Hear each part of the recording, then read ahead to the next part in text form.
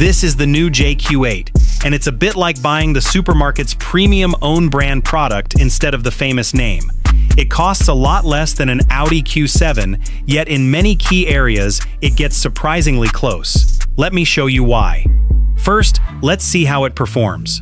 Here are the 0 to 60 miles per hour times of its closest rivals in this price range. Now it's this car's turn. I'll switch it into sport mode. There's no fancy launch control here, so it's simply left foot on the brake, right foot on the throttle, and go. 3, 2, 1, go. There's a tiny hesitation off the line, but once it gets moving, it really takes off. The acceleration is seriously impressive, and for the money, it feels like an absolute bargain. But quick acceleration is only half the story. Can it stop just as well? Time for a braking test from 60 miles per hour. Keep in mind this SUV weighs around 2.2 tons, so it's no lightweight. Ideally, we're hoping for a stopping distance of about 35 meters. Let's see what happens. Wow, I honestly expected it to need more distance. Instead, it comes to a stop in just 34 meters. That's genuinely impressive. Overall, the performance is difficult to criticize. In fact, its 0 to 60 miles per hour sprint is quicker than the Audi Q7 3.0-liter hybrid, and that SUV costs almost twice as much. When you look at the numbers, the Jaecoo J8 delivers performance that's hard to ignore. One thing you'll notice straight away is that this SUV definitely has some familiar design influences. Earlier, I compared it to a budget Audi Q7, and you can probably see why. Just look at the front end. The large grille, the sharp LED headlights, and the overall proportions all give off strong Audi-inspired styling. At the same time, those vertical grille bars add a hint of Mercedes-AMG character. Even so, it doesn't look like a cheap copy. In fact, it's a very handsome SUV in its own right. And here's something I really appreciate. There's no fake styling up front. These side air intakes are functional, and the lower vents actually help with airflow instead of being just decorative. Different 20-inch wheel designs, and if you prefer a sportier appearance, you can also choose a contrasting black roof. Now here's the part that really catches people off guard. This SUV starts at around 45,000 pounds. Just looking at it, you'd probably guess it costs much more than that. And with available discounts, the price can drop to roughly 43,000 pounds, making it look like excellent value for money. From the outside, it certainly has the presence of a far more expensive luxury SUV. Now let's walk around to the rear, because the impressive styling doesn't stop at the front. I really like the full-width LED light bar, and the recessed model lettering gives the tailgate a clean, modern look. The roof spoiler finishes off the design nicely, while the large twin exhaust outlets appear to give it a sporty stance.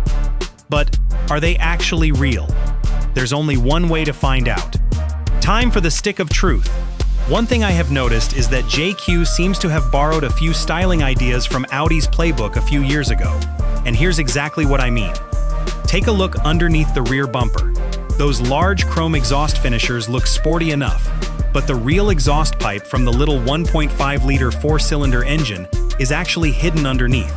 Yep, it's another case of fake exhaust trims. That's probably my biggest styling complaint. Well, almost. I'm also not a huge fan of the 8 badge. The font and design make it look like it's trying a little too hard to suggest this is an electric vehicle. It's a small detail, but it doesn't quite fit the rest of the car. Which is a shame, because apart from those points, it's a genuinely smart-looking SUV. Now let's jump inside. The cabin actually reminds me less of an Audi and much more of a Mercedes GLE. Just look around. The circular air vents, the layered dashboard design, the steering wheel layout, the seat controls mounted on the doors, the window switches, the lighting controls, and even the column-mounted gear selector all have a very familiar Mercedes feel. The interesting part is the quality. In some areas, it honestly feels even more solid than you'd expect from a Mercedes. The materials have a premium finish, the switches feel sturdier, and there are far fewer cheap-feeling plastic buttons than I was expecting. Most of the cabin feels well put together.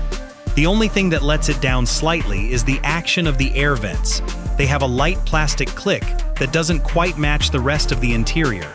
Apart from that, everything feels impressively robust. Even the center console is rock solid with almost no movement at all, which gives the cabin a reassuringly premium feel. As for the driving position, there's plenty of steering wheel adjustment available. Even so, I still find the wheel sits a little farther away than I'd like. It almost feels as though the seating position has been designed for drivers with shorter legs. No matter how much I adjust it, I can't quite find my perfect position. If I move closer, my legs feel cramped. If I move back, the steering wheel ends up just a little too far away. Moving on to the technology, you get a pair of large digital displays. The infotainment system is easy enough to use, with clear menus and most of the vehicle settings grouped together in a simple side menu that's quick to navigate. That said, I do wish some of the on-screen icons were larger, because they can be a little fiddly to tap while driving. One extra benefit worth mentioning is the warranty. While the vehicle itself is covered for 7 years or 100,000 miles, the high-voltage battery is protected for an even longer 8-year warranty, giving owners extra. Even now, driving slowly through town, I've left the Jaecoo 8 in sport mode, simply because the ride comfort feels almost identical to comfort mode, while the steering and throttle remain noticeably sharper.